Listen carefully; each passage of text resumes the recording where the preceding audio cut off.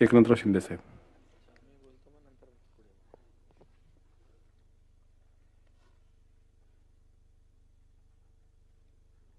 महाराष्ट्राचं आराध्य दैवत छत्रपती शिवाजी महाराजांना वंदन करतो. धर्मवीर संभाजी महाराजांना देखील वंदन करतो. आजचा 8 मार्चचा म्हणजे उद्याचा महिला दिनाचा पूर्वसंध्येला खास करून नीलमताईंच्या मागणीनुसार आणि आग्रहानुसार आपण आजची ही चर्चा सभागृहामध्ये करतोय. आणि पुण्यश्लोक अहिल्यादेवी होळकर यांचं त्रिजन्म शताब्दी वर्षही आहे. आणि हे दोन्ही विषय महत्त्वाचे आहेत. आणि अशा या दिवशी सभागृहामध्ये ही चर्चा होती आहे. खरं म्हणजे मी नीलमताईंना धन्यवाद देतो, त्यांचं अभिनंदन करतो. त्यांनी मला वाटतं त्या BScला तुम्ही तिकडे VCवर होता वाटतं, तुम्ही पत्र पाठवलं होतं आणि मुख्यमंत्री आम्ही सगळेजण होतो. दोन्ही विधान परिषद विधानसभेच्या त्या बैठकीमध्ये याची चर्चा करायची असं ठरलं आणि उद्याची चर्चा आज आपण घेतली पूर्वसंध्येला. खरं म्हणजे शिवाजी महाराज त्यांचा आदर्श, त्यांच्या आदर्शावर आपण कारभार करतोय आणि खऱ्या अर्थाने ज्यांच्या कुशीतून हिंदवी स्वराज्याचं देखणं स्वप्न उमललं अशा राजमाता राष्ट्रमाता जिजाऊ यांना देखील मानाचा मुजरा करतो. आणि आज आपण सभागृहाचं परंपरा बदलली आहे. पहिली आपली लाडकी बहीण बोलणार आणि त्याचं उत्तर पण लाडकी बहीण देणार. त्यामुळे आजचा वेगळाच आपला चर्चेचा भाग आहे. विधिमंडळातील आणि राज्यातील माझ्या तमाम लाडक्या बहिणींना उद्याच्या आंतरराष्ट्रीय महिला दिनाच्या मनापासून शुभेच्छा देतो. स्त्री म्हणजे वात्सल्य, स्त्री म्हणजे मांगल्य, स्त्री म्हणजे मातृत्व, स्त्री म्हणजे कर्तृत्व.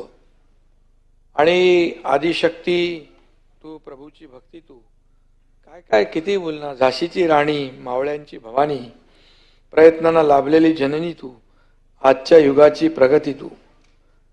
महाराष्ट्राच्या कडेकपारीत स्वराज्याचा भगवा फडकवणाऱ्या अलौकिक सुपुत्राला जन्म देणाऱ्या राजमाता जिजाऊंचा हा महाराष्ट्र आहे. शंभूराजे धारातीर्थी पडल्यानंतरही स्वराज्याचा भगवा तडफेनं सांभाळणाऱ्या महाराणी येसूबाईंचा हा महाराष्ट्र आहे. हा जनाई मुक्ताई बहिणाईचा महाराष्ट्र आहे.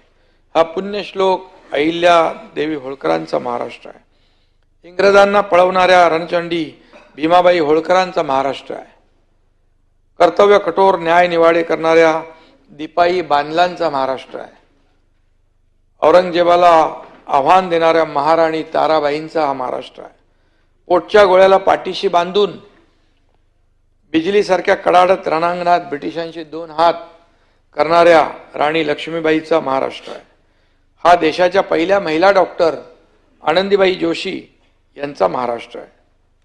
स्त्री सुधारणांचा मंत्र ज्यांनी सर्वात आधी जागवला त्या रमाबाई रानड्यांचा हा महाराष्ट्र आहे. चिखल आणि शेनगोळे खात शिक्षणाची क्रांतीज्योत पेटवणाऱ्या सावित्रीबाई फुले यांचा महाराष्ट्र आहे. शेन गोऱ्या थापूंजीनं आपल्या प्रज्ञा सूर्याला जीवनभराची साथ दिली त्या रमाबाई आंबेडकरांचा महाराष्ट्र आहे. मंगळसूत्र गहाण ठेवून वसतिगृहातील पोरांची पोटं भरणाऱ्या लक्ष्मीबाई भाऊराव पाटलांचा महाराष्ट्र आहे. गान सम्राज्ञी भारतरत्न लता मंगेशकरांचा हा महाराष्ट्र आहे. नवऱ्याला बिबट्याच्या तावडीतून सोडवणाऱ्या संजना पावडे यांचा महाराष्ट्र आहे. आधुनिक काळातील सावित्रीचा हा महाराष्ट्र आहे, संजना पावडे. अनाथांची माय सिंधुताई सपकाळांचा हा महाराष्ट्र आहे. अध्यक्ष महोदय, सभापती महोदय, आणखी किती नावं घ्यायची. म्हणजे एवढं महान कर्तृत्व आमच्या महिला भगिनींचं आहे. स्त्रियाच आहेत महाराष्ट्राच्या इतिहासाचा सारांश, वर्तमानाचा आधार आणि भविष्य काळाचं आश्वासन. हा आपला समृद्ध वारसा. या नावाकडे नुसती नजर टाकली तरी महिला दिन साजरा करण्यासाठी महाराष्ट्रासारखी दुसरी पोषक भूमी नाही हे सहज कळेल. पुण्यश्लोक अहिल्यादेवी होळकर यांचे जन्म त्रिशताब्दी वर्ष आहे. ही जन्मशताब्दी आणि महिला दिनाचं औचित्य साधून आज या कार्यक्रमाचं आयोजन केलंय. छत्रपती शिवाजी महाराज हे जगातले सर्वोत्तम राज्यकर्ते होते, तर शिवरायांना अभिप्रेत असलेलं सुराज्य निर्माण करणाऱ्या अहिल्यादेवी या जगातल्या सर्वोत्तम महिला राज्यकर्त्या होत्या. आणि त्यांनी जी लढाई केली, संघर्ष केला, सासरे, पती, मुलगा यांच्या अकाली मृत्यू अशा अनेक दुःखांचा त्यांनी सामना केला धीराने. आपल्या प्रजेला त्यांनी कुटुंब मानलं. अहिल्यादेवीने अखंड भारतात आपल्या कार्याचा ठसा उमटवला. सोमनाथ, बद्रीनाथ, काशी विश्वनाथ मंदिरांचा जीर्णोद्धार त्यांनी केला. मुघल आक्रमणात उद्ध्वस्त झालेल्या मंदिरांचा त्यांनी जीर्णोद्धार केला. विकासासोबत आपली विरासत ही त्यांनी जपली. त्यांनी महारस्ते बांधल्यामुळे पर्यटनाला देखील चालना मिळेल या त्या काळी हिरणाऱ्या अहिल्यादेवी होळकर होत्या. प्रजेसाठी रोजगार निर्माण करण्याची दूरदृष्टी अहिल्यादेवींकडे होती. त्यांनी विहिरी, तलाव, कुंड, घाट बांधले, रस्ते, पूल निर्माण केले. उद्योगधंद्यांना व त्यांच्या विकासाला प्राधान्य दिलं. वासराचा रथाखाली मृत्यू झाला म्हणून आपल्या मुलालाही मृत्यूदंड द्यायला निघालेल्या त्या निष्पक्ष आणि न्यायप्रिय राजमाता होत्या. राज्यातील दरोडेखोरांचा बंदोबस्त करणाऱ्या यशवंत फणसे या बहादुरासोबत स्वतःच्या एकुलत्या एक मुलीचा आंतरजातीय विवाह देखील त्यांनी लावून दिला. जातीभेदाला तडा देणाऱ्या अहिल्यादेवीच होत्या. आणि म्हणून महायुतीच्या सरकारच्या काळात या ठिकाणी महिला दिन हा अत्यंत जिव्हाळ्याचा आणि महत्त्वाचा दिवस म्हणून आपण आयोजन केलं आहे. कारण महायुतीच्या महाविजय हा लाडक्या बहिणींमुळेच झालेला आहे. आणि लाडक्या बहिणींनी महायुतीला मोठ्या विश्वासाने पुन्हा सत्तेत आणलं. राज्याची सेवा करण्याची संधी दिली. आमची लाडकी बहीण योजना म्हणजे स्त्रीत्वाचा सन्मान आम्ही केला, नारी शक्तीचा सन्मान केला, मातृत्वाचा सन्मान केला. विरोधकांनी या योजनांवर बरीच टीका केली, राजकारण केलं, बहिणींची मतं विकत घेतली अशी हेटाळणी केली. पण आजच्या चांगल्या दिवशी मी त्यावर काय बोलणार नाही.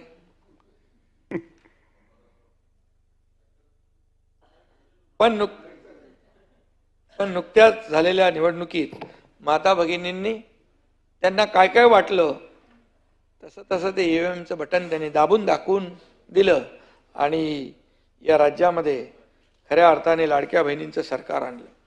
अनेक निवडणुकांमध्ये लाडक्या बहिणींनी शक्ती दाखवून दिली आहे. सुप्रसिद्ध शायर कैफी आजमींच्या या 4 ओळी आहेत. क्यों त्याग करे नारी केवल, क्यों त्याग करे नारी केवल, क्यों नर दिखलाए झूठा बल, नारी जो जित पर आ जाए, नारी जो जित पर आ जाए, अबला से रणचंडी बन जाए. वार नाही तलवार आहे, मी शमशेरीची धार आहे. म्हणजे लाडकी बहीण हे माझ्या लाडक्या बहिणींनी दाखवून दिलेलं आहे. मला माझ्या लाडक्या बहिणींना सांगायचं आहे की तुम्ही आहात म्हणून आम्ही तुमचे लाडके भाऊ आहोत. तुम्ही आहात म्हणून हे लाडकं सरकार आहे, जोमाने कामाला लागलेलं आहे, पुढे प्रगती करते आहे. तुम्ही आहात म्हणून महाराष्ट्र आहे, तुम्ही आहात म्हणून सगळं आहे. आपल्या देशात 4च जाती आहेत, त्या म्हणजे महिला, गरीब, युवा आणि शेतकरी. असे पंतप्रधान आपले आदरणीय नरेंद्र मोदीजी वारंवार सांगतात. खरं आहे ते. यापूर्वीच्या 2014च्या पूर्वीच्या सरकारच्या काळात महिलांना मी काय टीका नाही करणार, पण नेहमीच दुय्यम स्थान दिलं गेलं. पण मोदीजींनी महिलांना केवळ आत्मसन्मान मिळवून दिला नाही, तर त्यांना आत्मनिर्भर पण केलं. गेल्या 10 वर्षात देशातील महिलांसाठी जेवढं काम झालं तेवढं काम गेल्या 65 वर्षामध्ये झालं नाही. ही वस्तुस्थिती आहे. जी वस्तुस्थिती आहे ती वस्तुस्थिती आहे. नव्या संसद भवनाचं उद्घाटन झालं. त्या नव्या वास्तूत पहिलं बिल झालं ते नारी शक्ती वंदन मोदी साहेबांनी केलं. आज आपल्या अनेक लाडक्या बहिणी लष्करात जातात, त्यांना मोदीजींनीच सैन्याचे दरवाजे उघडे करून दिले, अगोदर नव्हते. आज सियाचीन सारख्या दुर्गम बर्फाळ भागात आपल्या बहिणी सरहद्दीचं संरक्षण करतायत. अभिमान आहे आपल्याला. चांद्रयान, मंगळयान, सूर्ययानाच्या अंतराळ मोहिमांमध्ये शास्त्रज्ञ म्हणून मोलाची कामगिरी आपल्या लाडक्या बहिणी बजावतायत. हे देखील अभिमानाची गोष्ट आहे. लढाऊ विमान उडवत आहेत, पोलीस दलात भरती होती आहे, अनेक मोठमोठ्या कंपन्यांचं नेतृत्व महिला करतायत. कुठल्याही देशाला अभिमान वाटेल असं वरदान भारताला या भगिनींमुळे लाभलं आहे. आज देशाच्या प्रमुखपदी महिला राष्ट्रपती आहेत. महिलांनी परराष्ट्र अर्थ खात अशी महत्वाची खाती सांभाळली आहेत. आता देखील अर्थमंत्री आपल्या निर्मला सीतारामजी आहेत. प्रेरणा देवस्थळी या मराठमोळ्या महिलेच्या हाती आज युद्ध नौकेचं सारथ्य आहे. युद्ध नौका उद्घाटन झालं सिंधुदुर्गामध्ये, मोदीजी आले होते. ती प्रेरणा देवस्थळी आहे महाराष्ट्रातली. राज्याच्या मुख्य सचिवपदी आपल्या सक्षम सुजाता सौनिक आहेत.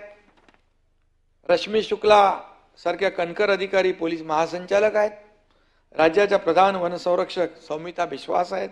अशा अनेक महिला चांगल्या कर्तृत्वावर आणि कर्तव्यावर आहेत. देशाचं स्वातंत्र्य असो किंवा कुठल्याही सुधारणांसाठी केलेलं आंदोलन असो, महिला कधीही मागे राहिल्या नाहीत.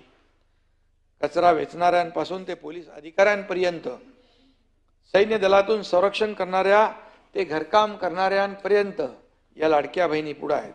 तसेच राजकारण आणि प्रशासनातील अनेक कर्तृत्ववान महिला आपल्या देशाच्या विकासामध्ये त्यांचं फार मोठं योगदान आहे. राज्याच्या खेडोपाड्यात आणि दुर्गम भागात लोकांना आरोग्य सेवा देणाऱ्या आशा सेविका आणि अंगणवाडी सेविका, त्यांचं देखील मोठं योगदान आहे. त्यांना देखील प्रणाम केला पाहिजे, त्यांचं देखील अभिनंदन केलं पाहिजे, कारण त्यांचं योगदान देखील मोठं आहे. गेल्या काही दिवसात बदलापूर ते स्वारगेट पर्यंत स्त्रीत्वाचा अपमान करणाऱ्या अनेक घटना घडल्या. या दुर्दैवी आहेत, वेदनादायी आहेत, दुःखद आहेत, माणुसकीला काळीमा फासणाऱ्या आहेत. अशा नराधमांची जागा यमसदनीच असते. आणि म्हणून बदलापूरच्या प्रकरणात काय झालं ते आपण सगळ्यांनी बघितलंय. आणि म्हणून आमच्या आया बहिणींवर अत्याचार करणाऱ्या नराधमांना आम्ही सोडणार नाही, सरकार सोडणार नाही. चुकीला माफी नाही, हे पुन्हा एकदा मी इथं सांगतो. एकीकडे आपल्या माता भगिनी पुरुषांच्या खांद्याला खांदा लावून काम करतायत आणि खांद्याला खांदा लावून नवनवी यशाची शिखरं गाठताना आपण पाहतोय. खरं तर 2 पावलं त्या पुढेच आहेत, मागे नाहीत. म्हणजे आता तर आपलं महापालिकेमध्ये आरक्षण किती आहे? 50-50%. निलमताई, विशेष बाब सांगतो, 50-50% महापालिकेत आहे. आता इकडे होईल ना, ते सगळीकडे होईल 29ला. पण एखाद्या वेळेस एखादी महिला उभी आहे आणि ती निवडून आली आहे, आमची बहीण, आणि तो वॉर्ड समजा जेंट्स झाला, तर ती आमची भगिनी तिथं उभी राहू शकते. पण जेंट्स जो आहे भाऊ बहिणीच्या वार्डात उभा राहू शकत नाही. म्हणजे 50% पेक्षा हे चांगलं आहे ते. आणि बऱ्याच महापालिकेत आहे. आणि उलट त्यांच्या कार्यक्षमतेमुळे त्या पुढे जातात, त्या वार्डाचा विकास करतात. आमचे थोडे भाऊ टंगळ मंगळ करतात, पण महिला भगिनी असली की बरोबर काम करते. आणि म्हणून आज खरं म्हणजे पुरुषी मानसिकतेच्या झळा आजही आपण म्हणालात की स्त्री वर्गाला बसतातच, त्या अजूनही थांबलेले नाहीत. ते मान्य करावंच लागेल. त्यात देखील सुधार आणावा लागेल, मानसिकतेत बदल आणावा लागेल, मानसिकता बदलावी लागेल. ही वस्तुस्थिती आहे. याचा अर्थ आपण कुठेतरी कमी पडतोय हे आपण मान्य केलं पाहिजे. मातृत्वाचा गौरव आपण नेहमीच करतो. भारत माता, भूमाता, गोमाता, विठाई, हे सगळे शब्द जे आहेत याच भावनेतून आलेले आहेत. मातृत्व हे जगातील सर्वात मोठी शक्ती आहे. मात्र तिचा स्वीकार केवळ ग्रंथांमधून नको, तर प्रत्यक्षात व्यवहारामध्ये होणं गरजेचं आहे. समानता केवळ कायद्याच्या पातळीवर येऊन हे साध्य होणार नाही. शालेय शिक्षणापासून तर महाविद्यालयापर्यंत हा विचार शिक्षणातूनच झिरपण्याची आज गरज आहे. तळागाळापर्यंत तो झिरपला पाहिजे. गेल्या 50 वर्षात महिलांकडे पाहण्याचा जो समाजाचा दृष्टिकोन आहे तो बराच बदलला आहे. मात्र त्यात आणखी सुधारणा होण्याची आवश्यकता आहे. जोवर वरून आवाज येतोय, कृपा करून जरा उपमुख्यमंत्री महोदय बोलतात, आपण शांत राहा. वरून आवाज कुठून येतो बघा एकदा. जोवर आपला दृष्टिकोन प्रगल्भ होत नाही, याचा आवाज वाढवा. मग वाढवा आवाज. हा तो तसा याचा आवाज कमी आहे काय? तोवर आपला दृष्टिकोन प्रगल्भ होत नाही, तोवर खऱ्या अर्थाने हा स्त्री पुरुष समानतेचं युग येणार नाही, असं माझं प्रांजळ मत आहे. महिलांना संरक्षण मिळावं आणि त्यांचा सर्वांगीण विकास व्हावा म्हणून अनेक कायदे या पवित्र सदनातून संमत झाले. या विधिमंडळातून अनेक सन्मान्य महिला सदस्यांनी सुद्धा आपली कारकीर्द यशस्वी केली आहे. नीलमताईंनी देखील अनेक महिला सक्षमीकरण असेल, महिलांचा सन्मान असेल, महिला अत्याचार विरोधी चळवळ असेल, कुठेही महिलेवर अत्याचार झाला की पहिले नीलमताई आमचे पोचणार. आमचे पंकजाताई असेल, इकडे बाकी पण आहेत, मनीषाताई आहेत, चित्राताई आहेत, या सर्व आमच्या आघाडीच्या ज्या आमच्या भगिनी आहेत या पोचून जातात. आणि मी आपल्याला एवढंच सांगतो की मी मुख्यमंत्री असताना आम्ही महिला सशक्तीकरण अभियान सुरू केलं. माननीय प्रधानमंत्र्यांनी देखील त्याला आशीर्वाद दिला. भारताच्या महामहिम राष्ट्रपती देखील लातूरमध्ये स्वतः आल्या होत्या. गडचिरोलीपासून सुरू झालेलं नीलमताई अभियान रायगडपर्यंत गेलं. सर्व महिलांची आरोग्य तपासणी त्याच्यामध्ये आम्ही केली. 2 कोटी महिलांची आरोग्य तपासणी केली आणि शासन आपल्या दारीमध्ये देखील त्यांचा सन्मान केला. त्यांना जे लाभ होते ते आम्ही एका छताखाली दिले, कारण चक्रा मारायला, खेटे मारायला नको लागू नये म्हणून, किंवा लागत होते म्हणून ते लाभच सोडून देत होते, त्यांना आम्ही ते लाभ मिळवून दिले. त्या ह्याच्यामध्ये मला आठवतंय की बुके बिक्याच्या ऐवजी सर्वांना फळझाडं दिली. आणि महिलांच्या आरोग्यासाठी देखील आम्ही, कारण शेवटी माता सुरक्षित तर कुटुंब सुरक्षित अशी योजना होती. मी जेव्हा आरोग्यमंत्री होतो, आपल्याला माहित आहे, तेव्हा तर मी पार महाराष्ट्राचे जे अगदी कधी कुठं कोण पोचलं नाही, रंगूबेली नावाचं एक ठिकाण आहे मेळघाटाच्या पुढं, ते मला म्हणाले तिथले लोक, मी मंत्री होतो आरोग्यमंत्री, बोले इथे कोणच आलं नाही अजून, पण लोकप्रतिनिधी कधीच आला नाही. बोले कोणच येत नाही तिथे, एकनाथ शिंदे पोचतो. मग मी गेलो आणि मग त्यांना तिथे काय काय अडचणी बघा. हे शेवटच्या टोकाला पण आपली PHC होती, आरोग्य व्यवस्था, त्यात आणखी सुधार करण्याची आवश्यकता होती, ती आपण केली. आणि प्रकाश आंबेडकर, तुम्हाला मी काय काय केलंय ते तुम्हाला माहिती घ्या, देतो माहिती तुम्हाला. आणि शेवटी ही सेवा आहे, आरोग्य सेवा ही मनुष्य सेवा, ईश्वर सेवा आहे. एक माणसाचा जीव तुम्ही वाचवला, त्याचा कुटुंबाचा दुवा आणि समाजाचा दुवा मिळतो तुम्हाला. मला आठवतं मी मुख्यमंत्री असताना मुख्यमंत्री सहायता निधीमधून 450 का 460 कोटी रुपये दिले. 70 ते 80 हजार लोकांना फायदा झाला. 70 ते 80 हजार लोकांना. नाही चालू आहे. आणि दुसरी गोष्ट, पूर्वीच्या सरकारमध्ये 2.5 वर्षामध्ये किती दिले होते माहित नाही मला, पूर्वीच्या सरकारमध्ये.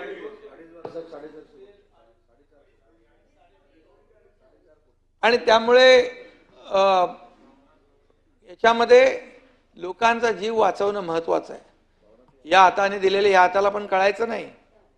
आणि त्याचबरोबर मी DPDC मध्ये देखील नीलमताई 3% निधी आपण राखून ठेवला महिला आणि बाल कल्याणासाठी. तोही नियम आपण केला आणि त्याची तरतूद आपण केली. आता आपण जर पाहिलं तर याच्यामध्ये वाढदिवसानिमित्त प्रकाश आंबेडकर माझ्याकडे आले होते.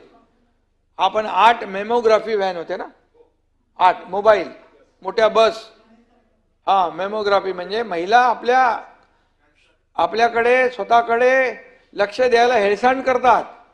मग त्या मेमोग्राफीच्या माध्यमातून ब्रेस्ट कॅन्सर, सर्वायकल कॅन्सर याच्या जे तपासणी होते आणि त्याला आपण काय म्हणतो, हा कॅन्सरचा डिटेक्शन होतं, अर्ली डिटेक्शन बायोप्सी वगैरे सगळं. म्हणजे त्याच्यासाठी गावागावात त्या गाड्या जाणार, आमच्या बहिणींचं तपासणी होणार आणि अर्ली डिटेक्शन झाल्यामुळे तो कॅन्सरचा आजाराचा परिणाम कमी होणार, आमची बहीण बरी होणार. हा उद्देश त्याच्यामध्ये ठेवला. आणखी काय काय केलं ते तुम्ही कॅमेरे कुठले आणले होते ते आपले, सॉरी ते एक्सरे, पेट स्कॅन आणला होता, पोर्टेबल एक्सरे होते. म्हणजे आता ते इकडे एक्सरेच्या तिकडे जाऊन एक्सरे काढायची गरज नाही. म्हणजे प्रकाशने पण चांगलं काम सुरू केलेलं आहे, गावात जाणार डायरेक्ट. आणि त्यामुळे महिलांसाठी खास, आणि महिलांसाठी आम्ही ही सगळी काळजी घेतोय. आणि त्याचबरोबर अनेक योजना महिलांसाठी आपण करतोय. कारण शेवटी माता सुरक्षित तर घर सुरक्षित हे आपला अभियान आहे. आणि त्यामुळे खूप मोठा फायदा होईल. दिघे साहेब आमचे सांगायचे नेहमी, ज्याची घरची लक्ष्मी दुःखी त्याची बर्बादी पक्की. कारण मग ते म्हणायचे घरच्या लक्ष्मीला सुखी ठेवा, तिला दुःखी करू नका. आणि ह्या सगळ्या गोष्टी ज्या आहेत आपल्याला शेवटी, तुम्ही म्हणालात मगाशी महिला विकासासाठी कृती आराखडा केला पाहिजे, बरोबर आहे, केला पाहिजे. तो इंटिग्रेटेड अप्रोच असला पाहिजे. याच्यामध्ये सगळ्या यंत्रणांना घेऊन केला पाहिजे. आणि त्याचबरोबर सुरक्षेसाठी देखील आपल्याला शेवटी वुमन फ्रेंडली शासकीय यंत्रणा आपण केली पाहिजे. आज दवाखाने, बस स्थानके, मगाशी आपण म्हटलं शासकीय इमारती, पोलीस स्टेशन, इथं बालकच नाही, महिलाच नाही, त्यांना विचारणा झाली पाहिजे, त्यांची विचारपूस केली पाहिजे, त्यांना वेगळी ट्रीटमेंट दिली पाहिजे. हे आपलं म्हणणं बरोबर आहे. आणि महिला सशक्तीकरणासाठी सर्व विभागांनी AI म्हणजे आर्टिफिशियल इंटेलिजन्स जे आहे त्याचा वापर करण्यावर आपण भर दिला पाहिजे. टेक्नॉलॉजीचा जास्तीत जास्त वापर केला तर सुरक्षेसाठी होणाऱ्या ज्या काही तातडीने आपण त्यांना मदत देऊ शकतो, मदत पोचू शकते आणि त्या महिलेला मदत मिळू शकते. हे देखील आपण नक्की यामध्ये आपण करता येईल सरकारच्या माध्यमातून. स्वच्छतागृहांचं आपण म्हणालात, अतिशय बरोबर आहे. महिलांसाठी स्वच्छतागृह जी आहेत ती स्वच्छ असली पाहिजेत आणि त्याच्यात फार कुचंबना होते महिलांची. यावर देखील आपण खास लक्ष घातलं पाहिजे. प्रकाश आंबेडकर इकडे आहेत आणि इकडे आपले दादा भुसे पण आहेत. शाळांमध्ये आणि हॉस्पिटलमध्ये ज्या ज्या ठिकाणी ही बस स्टँडवर परिवहन समितीचे इथं मंत्री आहेत, तर तिकडे बस स्टँडवर देखील जी ST स्टँडला जी शौचालय आहेत, स्वच्छतागृह आहेत, ती अतिशय स्वच्छ. मी त्यांना सांगितले, मंत्री प्रताप सरनाईक, तुम्ही सरप्राईज व्हिजिट करा. मी एकदा सभापती महोदय ठाण्यात गेलो होतो एका कार्यक्रमाला, तर खोपटला कार्यक्रम चालू होता. मी म्हणालो यांचा रेस्टरूम कुठे आहे, मग घेऊन गेलो वरती. अशा रस्त्या बांधल्यात, सगळं ते शौचालय नाही, असे माणसं खाली आहेत. ताबडतोब मी सांगितलं याच्यामध्ये मी पुढच्या व्हिजिटला येईन त्या दिवशी. आणि एकाला चांगला मी दिला त्याला इंजेक्शन. आणि लगेच मला प्रताप सरनाईक मंत्री झाल्या त्याचं उद्घाटन करायला गेलो. आणि हे मॉडेल पूर्ण त्याचा रेप्लिका महाराष्ट्रामध्ये करायला पाहिजे. आपण करतोय. आपण म्हणजे महिलांसाठी जे स्वच्छतागृह आहे ती बिलकुल साफ होतील. आणि तुम्ही काळजी करू नका, तुम्ही तर फिरत असता, म्हणजे कुठे काय झालं की तुमचं राऊंड असतो, तुम्ही पण सरप्राईज व्हिजिट द्या. आणि त्या जिथं चांगलं आहे त्याला आपण बक्षीस देऊ, जिथं वाईट आहे त्याचं बरोबर आपण त्याला कार्यवाही करू. आणि त्यामुळे या सगळ्या बाबी ज्या आहेत त्या आपण करतोय. गृहनिर्माण मंत्री म्हणून आम्ही नवीन धोरण आणतोय, पॉलिसी आणतोय. त्या पॉलिसीमध्ये वर्किंग वुमन हॉस्टेल ते आम्ही घेतोय, परवडणारी घरं, परवडणारी भाड्याची घरं, आणि त्याचबरोबर विद्यार्थ्यांसाठी देखील हॉस्टेल आपण करतोय, सिनियर सिटीजनसाठी करतोय. पण सरकार सगळ्यात महत्त्वाचं वर्किंग वुमनसाठी आपण त्या नवीन धोरणामध्ये त्याचा समावेश केलेला आहे. आणि हे चांगलं आहे. हे म्हणजे आपल्या मुलींसाठी, आपल्या बहिणींसाठी चांगलं आहे.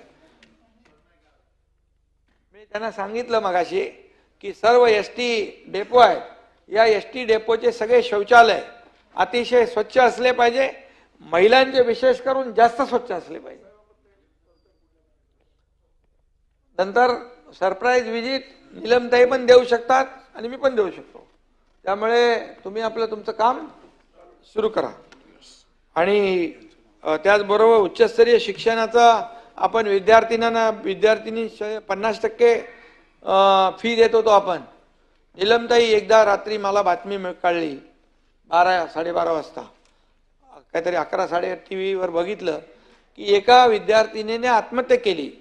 का तर 50% फी सरकार भरते आहे, पण 50% फी पालक भरू शकत नाहीत हे तिला कळलं. मग पालकांची कुचंबना होणार, पालक काहीतरी वडील काहीतरी करून घेतील म्हणून त्या मुलीने आत्महत्या केली. मी रात्री 1 वाजता चंद्रकांत दादा पाटील उच्च शिक्षण मंत्री त्यांना फोन केला. मी म्हणालो आपलं सरकार आहे, आपल्या सरकारमध्ये एखादी मुलगी शाळेच्या फीसाठी आत्महत्या करत असेल तर सरकारचा उपयोग काय? सर्वसामान्यांचं सरकार म्हणतो आपण. तातडीने आपण निर्णय घेतला आणि मुलींना 50%च्या ऐवजी 100% फी माफ केली. आज त्यांना आणखी बऱ्याचशा सुविधा दादा भुसे करतायत. दादा भुसे एकदम त्या शालेय शिक्षण विभागामध्ये शिक्षणाचा दर्जा, मुलींच्या शिक्षणाचा दर्जा उंचावला पाहिजे यासाठी काम करतात. मला त्यांचं अभिनंदन करायचं आहे. खरं म्हणजे आता मी त्यांना भुसे गुरुजी म्हणतो. त्यांना आता प्राध्यापक दादा भुसे असं म्हणावं लागेल की कारण त्यांनी मला अध्यक्ष महोदय तुम्ही पण आहे ना प्राध्यापक, आता यांनी मला एका शाळेत घेऊन गेले नाशिकमध्ये. जिल्हा परिषदची शाळा होती, त्या शाळेमध्ये हिवाळी नाव आहे गाव. त्या शाळेमध्ये मुली दोन्ही हाताने एकाच वेळी लिहितात. एका हाताने मराठी, एका हाताने इंग्रजी. आणि आपली कलम आहेत ना 1 ते 100 IPC CRPC, ते कलम कुठलंही विचारलं तर ते अर्थ सांगतात. ते पाडे कितीपर्यंत म्हणतात माहित आहे आपण? किती? 25-30 बरं, 30 60 30 90 असं ते 1330 पर्यंत पाडे म्हणतात. 1330 गुणिले 1330 एके 30, 1330 दुने काय 2660 बोलून दाखवले. अशी मुलं जिल्हा परिषदच्या शाळेतली आहे. आता त्यांनी या शाळांची अशीच व्याप्ती वाढवण्यासाठी 1000 असे शिक्षक शोधलेत जे शिक्षण वेडे आहेत. आणि तिथला शिक्षक गावीत नाही, त्याचं ना गावीत, तो गावीत शाळा सोडून कुठे जात नाही, शाळेतच त्यांनी एवढी शाळा सुंदर केली आहे. एक म्हणजे ते उदाहरण बघा, तुम्ही सगळीकडे देऊ शकतो आपण. एका शेतकऱ्याची 1.5 एकर जमीन होती. त्या जमिनीपैकी 1 एकर जमीन त्यांनी शाळेला दिली, म्हणजे अर्धाच एकर ठेवली. आणि एक संस्था होती, त्यांनी ती शाळा बांधली. शाळा पण बांधली काय, तिथलं हवेचा स्पीड किती आहे, काय किती आहे असं बघून साधी शाळा बांधली एकदम. आता तो शिक्षक पण तिथे एकदम त्याचं एवढं डेडिकेशन डिवोशन आहे की त्याला खरंच सल्यूट केला पाहिजे. मग त्या मी बोलवलं त्या माणसाला, बोललो तू 1.5 एकर मधले 1 एकर दिली, आता तुझ्याकडे काय? बोले नाही, माझं कर्तव्य केलं. मग मी त्याला 5 लाख रुपये दिले. बोले थोडी जमीन घे विकत आणि तुझं उदरनिर्वाह कर. म्हणजे असे लोक तिथे आहेत. त्यामुळे अशा शाळा ज्या आहेत आपल्या, या शाळांमध्ये देखील मुलींचं शिक्षण जे आहे, मुलींबरोबर मुलांचंही, परंतु त्या ठिकाणी स्वच्छता, तिथलं वातावरण, त्या सगळ्या गोष्टी. आणि आपण एक मॉडेल स्कूल करतोय. म्हणजे खाजगी शाळेतली मुलं जिल्हा परिषदच्या शाळेत, सरकारी शाळेमध्ये येऊ लागली. एकीकडे आपण पटसंख्या कमी झालं म्हणतो, पण इकडे पटसंख्या वाढायला लागली आहे. त्यामुळे खूप चांगला बदल होतोय. आणि म्हणून आपण अनेक योजना करतोय. तुम्ही अनेक सूचना केल्यात, ते मी लिहून घेतलेल्या आहेत. आणि खऱ्या अर्थाने त्याची अंमलबजावणी करणं सोपं आहे. शेवटी आपल्याला महिलांना, आपल्या लाडक्या बहिणींना मान सन्मान द्यायचा असेल, जसं प्रधानमंत्री मोदींनी किती योजना केल्या, भरपूर योजना केल्या, तसं आपलं राज्य सरकारने देखील केल्या. लेक लाडकी लखपती वगैरे किती योजना केल्या. 30,000 रुपये रिव्हॉल्विंग फंड दिला आपण बचत गटांना, त्याच्यामध्ये झालं.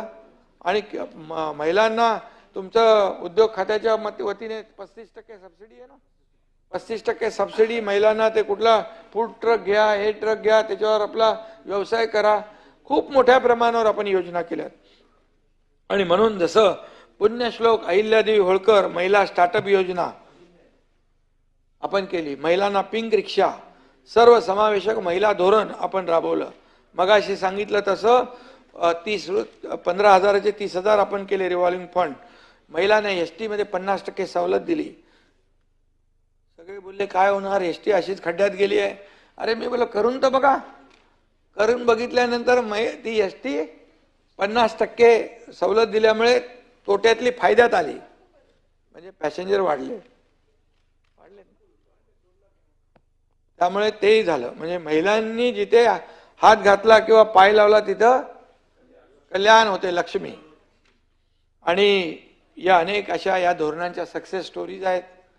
खऱ्या अर्थाने ते 4थं महिला धोरणही आपण मंजूर केलंय. त्याचं 2.5 वर्ष महिलांच्या सक्षमीकरणासाठी सरकारने अनेक कामं केली. यापुढे महिलांसाठीच्या विविध योजना राबवण्यात महाराष्ट्र कायम अग्रेसर राहील, पुढे राहील. त्याच्यामध्ये काही वाद नाही.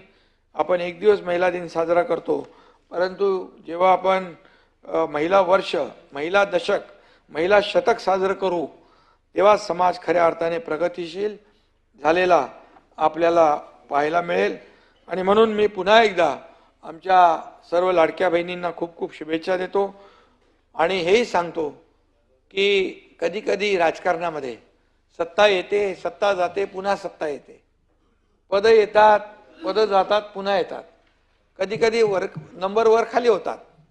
पण नंबर वर खाली झाले तरी सुद्धा एकनाथ शिंदेला या महाराष्ट्रातल्या करोडो लाडक्या बहिणींचा लाडका भाऊ एक नवीन ओळख मिळाली, हे माझ्यासाठी सगळ्यात मोठं पद आहे.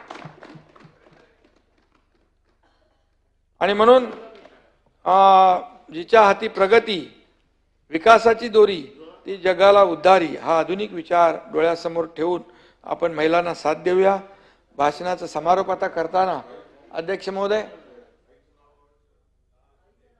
आईच, हा, आणि सगळ्यात महत्वाचं म्हणजे आपल्या नावाच्या पुढं पहिलं आईचं नाव लावण्याचा ऐतिहासिक निर्णय आपल्या सरकारने घेतला. आणि म्हणून मी आता जाता शेवट करतोय आणि 4 ओळी आपल्याला अध्यक्ष महोदय आप केली आहे. म्हणजे आप केले नाही, म्हणजे तुमच्याकडे बघून बोलतोय, ते आपल्या लाडक्या बहिणींसाठी आहे. आस्था है, नहीं तो बोल, आस्था है, विश्वास है, प्यार है नारी. आस्था है, विश्वास है, प्यार है नारी. हर नाव को पार लगाती पतवार है नारी. बांधे एक डोरी से सारा परिवार है नारी. बांधे एक डोरी से सारा परिवार है नारी. जीवन का हम सब, जीवन का हम सबके आधार है नारी. धन्यवाद. जय हिंद, जय महाराष्ट्र.